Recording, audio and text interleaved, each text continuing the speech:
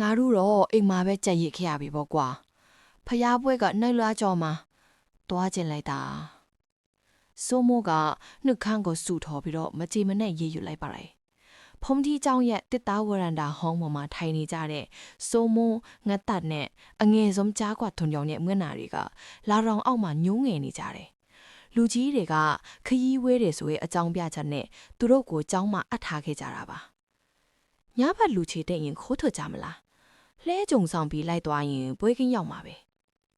ငတိတ်ရဲ့အကြံပြုချက်ကတိပစိတ်နေတဲ့ညဉ့်ညံထဲမှာဆွဲဆောင်မှုအရှိဆုံးဖြစ်သွားပါလေတော့လာပြညရဲ့ဝင်းပါတဲ့လာတောင်ကတောလန်းတစ်လျှောက်အလင်းပြနေတယ်လို့ရှိပေမဲ့ရွာပြင်းကိုရောက်တာနဲ့အမောင်တို့ကသူတို့ကိုဝါမျိုးမတက်ချောင်းမြောင်းနေတာကိုသူတို့မသိခဲ့ကြ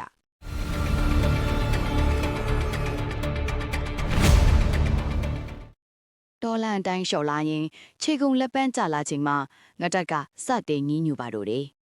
ငါတို့မနိုင်တော့ဘူးပြန်ကြရင်ကောင်းမလားအဲ့ဒီအချိန်မှာပဲအဝေးကညီတခေးပြေးချင်းကပ်လာတဲ့မိယောင်တစ်ခုလက်တစည်းကိုအေးအေးလူလူမောင်းနေလာတဲ့အဘိုးအိုတူသူတို့ဝမ်းသာအားရပေးသားကြပါရဲ့ရောအဘိုးပွဲခင်းပြသွားမှလားဗျကျွန်တော်တို့ကိုတင်ပေးပါအောင်အဘိုးကလဲကိုအသားအရရက်လိုက်ပါတယ်အေးလာကြငါလဲပွဲခင်းဘက်ကိုသွားမှာမင်းတို့ဒီနားမှာစောင့်နေကြတာတွေ့လို့လာကူညီတာစိုးမိုးကကျွန်တော်တို့ဒီမှာရှိတာဘသူကပြောလို့လဲလို့မေးလိုက်ပြီးမင်းအဘိုးကဘာမှပြန်မပြောပဲလဲကိုပဲညံ့ညံ့မောင်းနေပါတယ်လဲသွားနေတဲ့လမ်းဘေးမှာဖူးပွင့်နေတဲ့ပန်းရနံ့ကထူးဆန်းတင်းပြန်နေပါတယ်ကလေးသုံးယောက်ကတော့ထူးဆန်းတဲ့ရနံ့အကြားတချင်းတညီညီနဲ့အိမ်မောကျသွားကြပါတော့တယ်အဝေးကဆိုင်းတန်းပုံတန်လေးကြောင့်နိုးလာချိန်မှာသူတို့ပွဲခင်းထဲရောက်နေပြီဆိုတာသိလိုက်ကြရတယ်အဖိုးအိုကလဲဘော်ကဆင်းကန်ရင်ခုလိုမှားကြလိုက်တယ်ရောက်ပြီပွဲထဲဝင်ကြဒါပေမဲ့တခုတော့သတိထားပွဲထဲကဘာမှမစားနဲ့ပြန်ချင်းရင်ဒီနေရာမှာပဲပြန်ဆောင်နေပွဲခင်းထဲကိုခြေချလိုက်တာနဲ့ထူးဆန်းတဲ့ခံစားချက်ကသူတို့ကိုလွှမ်းမိုးသွားပါတယ်မီးရုပ်တွေကတစ်ဖြက်ဖြက်တောက်လောင်နေပြီးမြေဝိုင်းဆက်ကမင်းသားမင်းသမီးတွေရဲ့ဝတ်စုံတွေကရှေးအောင်ပြထိုက်ထဲကထွက်လာတဲ့အတိုင်းရှေးကြလွန်းနေတယ်။သားတို့ဗိုက်စားနေပြီလား။ဒီမှာမုံစားမလား။အတော်ကြီးတယောက်ကမုံစားမလို့လာခေါ်တော့မှာပဲ။အဖိုးအိုကဘဲကမှမသိရောက်လာပြီးတားဆီးလိုက်တယ်။မစားနဲ့လို့ပြောချတယ်မဟုတ်လား။လာငါအိမ်လိုက်ခဲ့ကြ။အဖိုးအိုခေါ်ဆောင်သွားတဲ့နေရာက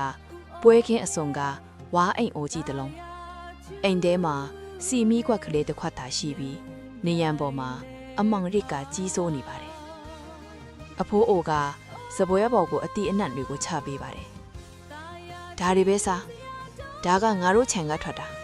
မင်းတို့ကိုဘာမှမဖြစ်စေရအောင်ကလေးတွေကကြောက်စိတ်နဲ့စားလောင်းစိတ်ရောထွေးပြီးအတီးတွေကိုစားလိုက်ကြပါတယ်အတီးကချိုမြင်ပေမဲ့စားပြီးသွားနဲ့တကူလုံးလေးလံလာပြီးအိပ်ပျော်သွားကြပါတယ်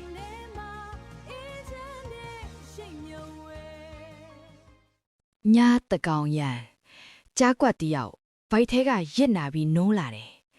အမောင်တို့ကအိမ်ထဲမှာထုထဲကြီးမှဆိုရှိနေပါတယ်